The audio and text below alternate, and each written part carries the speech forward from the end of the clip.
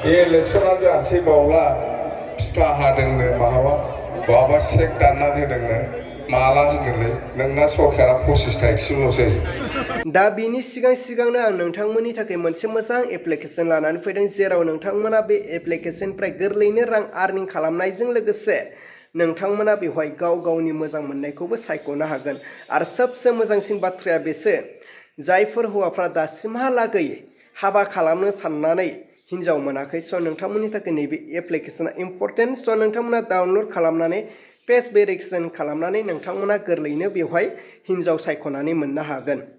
आरो जायफोर आइजोफ्राबो हाबा खालामनो होननानै हौवा नागिरगासिनो स' नोंथांमोना नैबे एप्लिकेशनखौ डाउनलड खालामनानै फेस भेरिफिकेसन खालामनानै नोंथांमोना गोरलैयैनो हौवा नागिरनानै मोननो हागोन स' आं रिक्वेस्ट खालामदों जायफ्रा दासिमहालागै हाबा खालामनो होननानै हिन्जाव मोनाखै स' नोंथांमोना बे एप्लिकेशनखौ डाउनलड खालामनानै नोंथांमोना फेस भेरिफिकेसन खालामनानै लादो लोगोसे बे लिंकखौ डिसक्रिपसनाव मोननो हागोन दिनैनि गुबै टपिकआनो जाहैबाय जोंहा बिटिसिनि चिफ हाग्रामा महिलारीआ थांनाय बिटिसि इलेक्सननि सिगां जोंनि सनितपुर डिस्ट्रिक्ट लोगोसे बिश्वनाथ डिस्ट्रिक्टनि सिङाव फैनानै जों साफ्रोम रायजो राजाफोरनो गोबां आसा आरो भरसा होनांदोंमोन आरो गोबां खोथा होनांदोंमोन आरो बैफोर खोथाया मामोन जे जोंनि सनितपुर डिस्ट्रिक्ट लोगोसे बिश्वनाथ डिस्ट्रिक्टआव थानाय गंफ्रोमबो नखरफोरनि फारसे सिन्था खालामगोन लोगोसे जायफोरनि नखरफ्रा दासिमहालागै जोंनि बिटिसि बा बिटिआरआव हाबसनाखै बिथांमोनखौहाय जोंनि बे बिटिसि बा बिटिआरआव सोसननायनि बेबस्थाखौ गोख्रैनो मावगोन होननानै जोंहा हाग्रामा महिलारीआ खोथा होलांदोंमोन दा थिग बै बाथ्राखौ लानानैनो आं बाथ्रा बुंनो सानदों जोंहा बिटिसिनि चिफ हाग्रामा महिलारी सारखौहाय स' नोंथाङा गोख्रैनो जाहाथे जोंनि सनितपुर डिस्ट्रिक्ट आरो बिश्वनाथ डिस्ट्रिक्ट जायफोर नखरफ्रा दासिमहालागै बिटिआर बा बिटिसिआव हाबसनाखै स' नोंथांमोना बा बिपिएफ पार्टिया जाहाथे गोख्रैनो खामानिखौ मावनानै सनितपुर डिस्ट्रिक्ट लोगोसे बिश्वनाथ डिस्ट्रिक्टआव थानाय गंफ्रोमबो नखरखौ जोंनि बिटिसिआव सोसनो बेखौ आं आसा खालामदों मानो होनोब्ला थांनाय बिटिआरनि चिफ प्रमद बर' सारनि दैदेननाय समाव गोबां लेटै सोसननाय जादोंमोन स' जाहाथे बैफोरबायदि लेट जाहाथे सोआ जोंहा बिटिसिनि चिफ हाग्रामा महिलारी सार थामहिनबा बिपिएफ पार्टिया जाहाथे एडभान्सै खामानिखौ मावोब्ला निश्चय नेक्स्ट टाइम आरो बांसिननिफ्राय बांसिन भट मोननानै जाहाथे बिपिएफ पार्टियानो देरहासार जानाय बायदि लोगोसे सरकार अरायसम थानाय बायदि जों बेखौ लुबैदों दा जिखियानो जायाथों मानो हाग्रामा महिलारी दैदेननाय बिपिएफ पार्टिनि साफ्रोम दैदेनगिरिफोरखौ आं खावलायगोन जे नोंथांमोना थांनाय प्रमद बर' सारनि दैदेननाय इउपिपिएल सरकारनि बायदि जाहाथे लेट खामानि मावा जोंनि बिपिएफ पार्टिया एडभान्सै खामानि मावनानै जाहाथे एडभान्सै जों साफ्रोम रायजो राजाफोरनि गोसोखौ जाहाथे बोयो जों बेखौ लुबैदों दा जिखियानो जायाथों मानो जोंहा हाग्रामा महिलारी सारा मा बाथ्रा होलांदोंमोन आरो मा खोथा होलांदोंमोन बैफोर बाथ्राफोरखौ नोंथांमोना ससेब्लाबो क्लिपखौ नायनानै लाग्रोदो दिनै 21 तारिखनिफ्राय 25 तारिखनो खयदिन नांबावगौब्रा दा 21निफ्राय 25 आरो खयथा नांबावगौ गोदान नङा बिसोरो एखेबाथ' लामाया फाखा जाखाजोब्बाय नोंसिना स्कुला बिल्डिं जाखाजोब्बाय नङा दालाङा जाखाजोब्बाय दां दालां लामाफ्रा स्कुलाबो बिल्डिं जाखाबाय दां ना एसे आलादा नोंसिना दा गोदान नालाय जोङो मावनानै होफैनांगोन नङा होमबा जोङो लामाबाबो स्कुलबाबो कलेजबाबो मावनांसिगोन बे ओनसोलाव नङा आरो गामियाबो माखासे हाबदों माखासे हाबाखैनो माखासेखौ होखारनोसो खायदा खालामबाय नङा नंगौदां माथो सोजोबाखै एखे जायगायाव थानाय बे बर' गामिफ्रा बोरै थालांखो मारै थालांखो बेखौथ' आंनि मिथिनायाव 100टा बर' गामियाव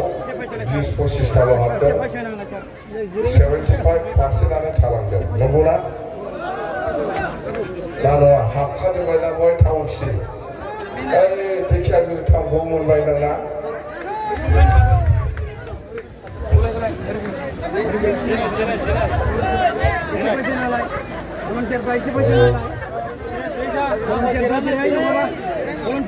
माबादि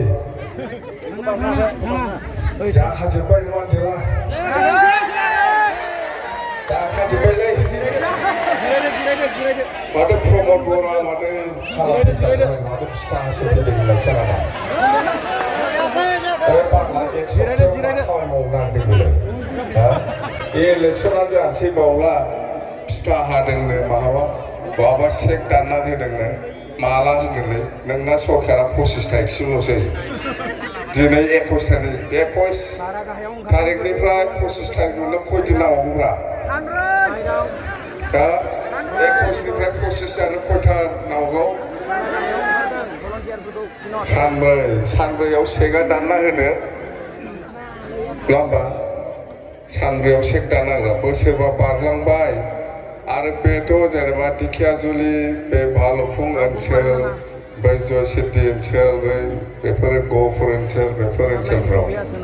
बिसोरो बिराद मोजां थगायनो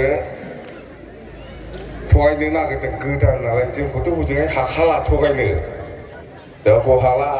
बे 75,000 होगोन होननायाथ' 5 बोसोर थांखाबाय दा ओरैजायबोथ' बिसोर बिराद मोजां थगायफैनो हागौ जों मावजोबगोन जों खालामजोबगोन होननानै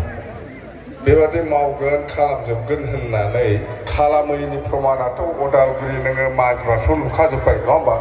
मावनो होननानै मावैनि प्रमानखौ क'क्राझार उदालगुरि बाक्सा बा माजबादसिम बरसलासिम नोंथांमोना नुखाबाय खोनाखाबाय बे एखे खोथाखौनो ओरैजाय फैनानै थगायफैनो नागिरदों लामा माबा सेन्ट टेबोल होनो फिथा हालाबायदों होननाय खोनादों माला मावगोन बिसोरलाय बिसास खालाम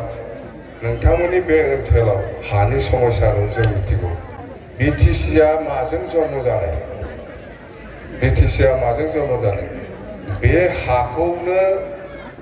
लानानै बर'फ्रा जुद्ध खालामदों बा आन्दलन खालामदों बे हायानो मिथिबाय हाखौ लानानैनो बर'फ्रा आन्दलन खालामदोंमोन बेनो जोंनि गाहाय थांखि बे हाखौ रैखाथि होनाय हानि मालिक जानाया जोंनि मोननांगौ अधिकार बुजियो अधिकार होनायखौ बिनिनोखा बे हाया जोंनिखा बेवहायनो जों थांनानै थागोन आरो